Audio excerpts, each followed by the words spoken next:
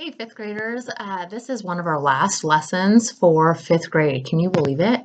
We're going to talk about something that isn't new to us, but it's something that we need to practice more, and it's called symbolism. When I think about fantasy, I think about dragons, I think about witches, I think about magic wands, wizards or fairies. All these are part of fantasy. But what fantasy readers really need to be on the lookout for is they need to watch and see, are there any objects or are there any people, are there settings, are there images that are appearing in their book, but they actually mean more than what they seem. Okay, that's called symbolism. I just made this really quick. So symbolism, it means something more, okay? The example that I like to think about is with Keck, and he had that blue cloth. He held on to that blue cloth, but that wasn't just a blue cloth to him. That was like hope for his mother still being alive. That's really what that cloth was, hope, okay? It symbolized hope. And so as readers, we want to be on the lookout for things like that that might mean more in our fantasy books, okay? We're going to try that out today with a painting. It's actually a copy of a painting, a really old painting called St. George Slays the Dragon, okay? So I'm going to hold it up here, black and white, because, and I want you and I together to start noticing some things. So in this picture, I notice a castle, okay? So this castle symbolizes power, okay? If you see a castle, you know there's powerful people living there. Speaking of powerful people, I see this man. He's got like fancy clothes on, definitely some armor, a beautiful white horse. White horse usually means goodness. He looks like a hero, a knight. So he represents probably good. He's in the light. It looks like he's protecting this woman behind him. She has a crown on, I noticed. So she must be of some power, but he's protecting her. If you look over though, the painting gets a little bit darker over here. And there's a dragon. And the dragon is smaller and darker, like I said. And this white knight is about to slay him.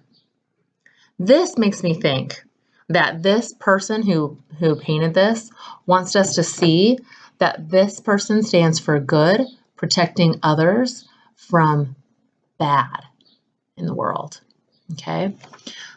When you put all that together, it seems like the people in power in this painting are doing good.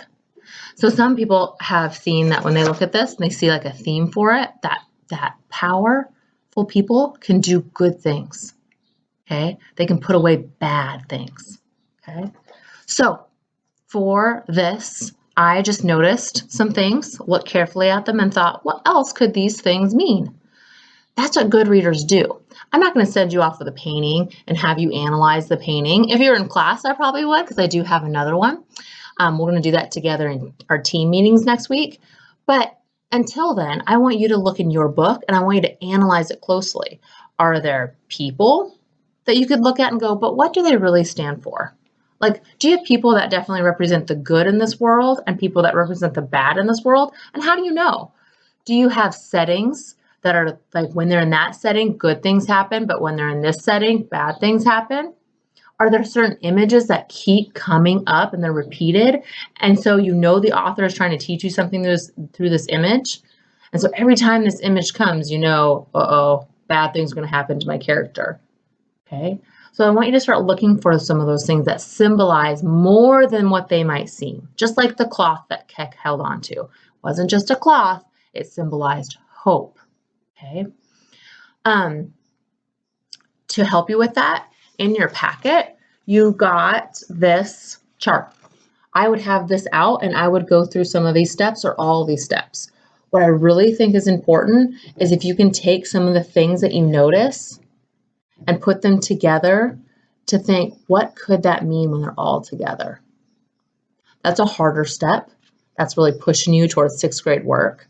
I for sure want you to notice some of the things in your book and what they stand for. And if you can, it'd be great if you could actually put together what could a theme be, okay, when you think about your symbols that you find in your book. Okay, Miss Gibbons and I will definitely be asking you about some of these things for team meetings, and that'll be one of our last lessons actually. After that, we will probably look at our notebooks and see how we're doing. Are we writing in them? Have we made growth as readers when we think about our reading? So be looking for that as well. And I'm really excited. We're getting close to the end of the year, and I can't wait to see you all in person. Good luck with this reading lesson. It will be amazing if you can find some of the symbols that your author left behind for you. See you later.